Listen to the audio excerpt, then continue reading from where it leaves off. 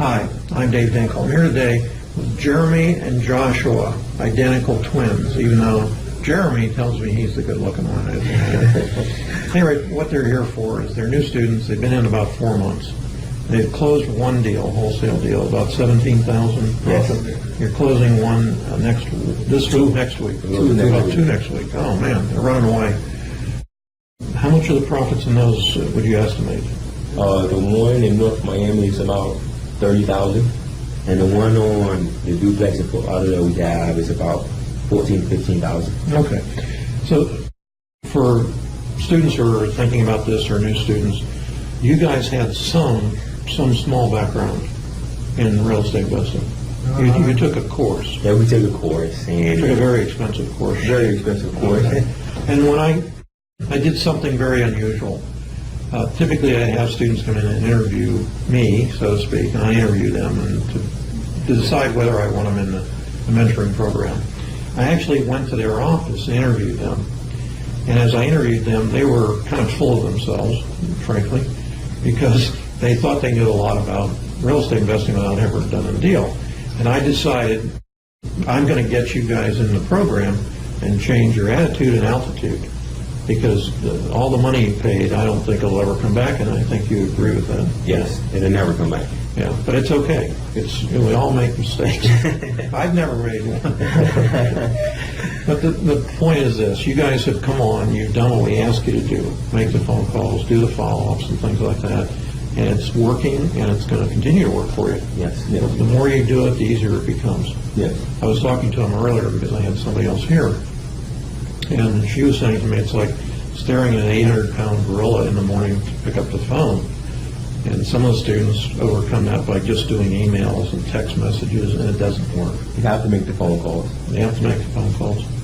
So what happens when an agent says to you, this is the dumbest, stupidest offer, it'll never go through. Why are you wasting my time? What do you say?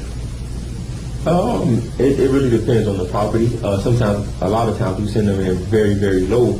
But then we just come back with a great rebuttal. We use your rebuttal sheet that you've given us, or we just, have facts available where there's a comp that's sold down the street, or there's a comp that's sold in the area for this price, and we try to state our case with the agent.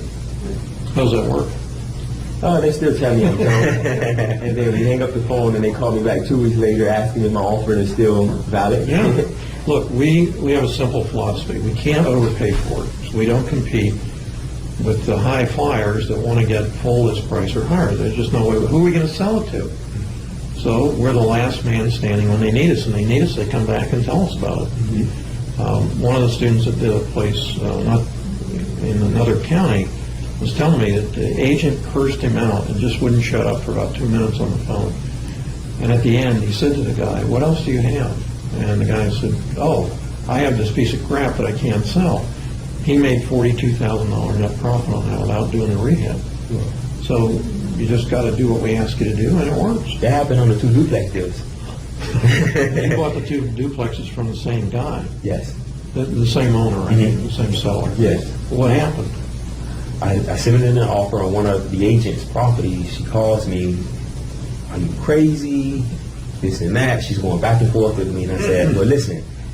If I can't close on that property, or if I can't get that property, this is what I'm looking for. Do you have anything?" "Oh, well, I have these 3 properties that are possibly fit your criteria. Send them to me." She sent them to me. We went back and forth for weeks. Of course, you remember you were involved in that one a lot. And then we finally got the properties under contract, and now they're being sold. Well, one is already sold. We made 17 on that one, and now we're going to make 15 on this one. So, hey, it's not bad. There were 2 deals. You guys are actually sort of part-time because you have another business that you've had for a long time. Yes. Let's not talk about that. So, yeah, we are in the program part-time, but, we're slowly transitioning from our first business to doing this full-time. Yeah, good. What would you tell people? What was the biggest aha moment for you, or surprise when you started actually getting deals? Was it like, wow, it does work? Yes, I think for us, even though we've been in the program for 4 months, as you know, we probably had 3 deals that fell through, and we probably were supposed to make about $60,000 net on those 3 deals, but they just didn't work out. But for us, we realized, man, this is a true business, and you can actually make money if you do what you actually do. So, And it's working. The biggest thing is just have to listen. You have to listen. You know, especially if you're new in the industry, if you listen and just do what you're told, it should work out for you, because it's been working out for us. It's a numbers game, and you get more and more proficient at what you're doing, and it becomes easier and easier. Yeah. But it's a crank to start up. I mean, it's sometimes it's like a stone wall when you're making those phone calls. And when we first started, it was just, you got doubts. Man, this crap doesn't work. I remember talking to Josh all the time, like, man, we got sold again. This is crazy. This is not going to work. And we kept making these phone calls. You don't get your call returned, but the more you get into it, the more you see it is a numbers game. There's a process, and you just wait out in that process, and it'll happen for you. Have you guys gotten any price reductions on anything you've done so far? not yet. Okay. Not yet. Well, that's, There was one property, the one on Pierce Street, that we got it under contract. We had a C buyer ready to close, and then we did an inspection, and she was going to give us the reduction that we were asking for, but she didn't tell us that she had to go to court and that the property was in foreclosure. So the morning that 2 days before we were supposed to close on the property sold at auction. yeah, that's a bad thing. I really don't like that. This was the realtor's fault. Yes, the realtor's fault. Yeah, this is, not only did you lose the deal, the homeowner got nothing out of it. She lost the property. So it just annoys me when I hear that. It's not their fault. It's the realtor's fault, and they don't know what they're doing sometimes. This is one of the cases. Yep. And even when it came up on title, independent title, they called the agent. The agent said, "Don't worry about it. We'll take care of it." And we lost $25,000. Yeah. What was a potential profit of $25,000? We've had it happen with attorneys where they don't have an urgency, and this is what can happen. You lose the damn deal. It's very annoying. So if you were going to say something to somebody new that was coming in the business, what would you say to people? I think the biggest thing, one, is you have to listen. If you listen to what Jim, Dave, and VG tell you to do, there's no reason you shouldn't be successful. And you have to be honest with yourself. And you have to get up, you have to make the phone calls. And just the biggest thing is just listen. You have to listen and do what they ask you to do. And I can piggyback off that, because when we first got in, we always listened. But I remember on one deal, it was in North Miami. We probably could have made about $40,000 on it. And Jim told me to do something. I thought, that's stupid. It's not going to work. I went and did something else. We lost the deal. And from that moment, I realized that, man, just listen to what these guys are saying. And if you do that, I guarantee you it'll always work out. And the biggest thing is, the biggest key is listening. So if you have a real estate background, or even if you don't come in thinking you know more than them. You have over 100 years of combined experience in real estate. With Dave, it's like 200. The old man around. I talked to somebody the other day. He called in to interview me for the mentoring program.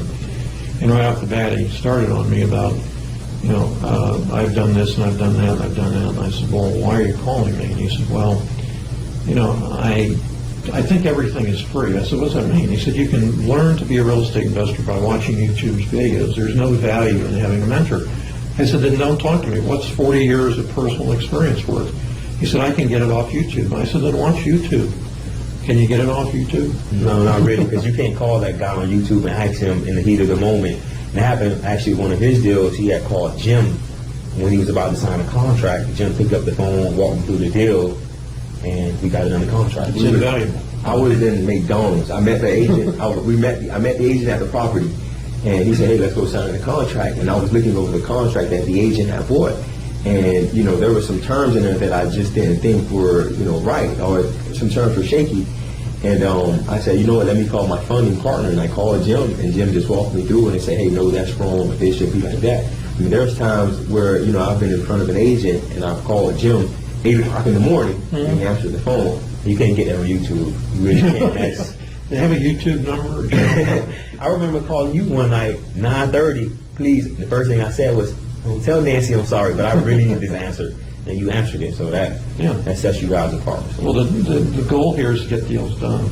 Now, Joshua is going to be a father in another month. Yes. So this is serious material. And as I said, you guys can choose. Is it Jeremy or Joshua is the handsome one? I don't know. All right, guys, thank you very much. Hey, thank you, Dave. Appreciate it. Thank you. Okay, let's go to work. All right. Okay.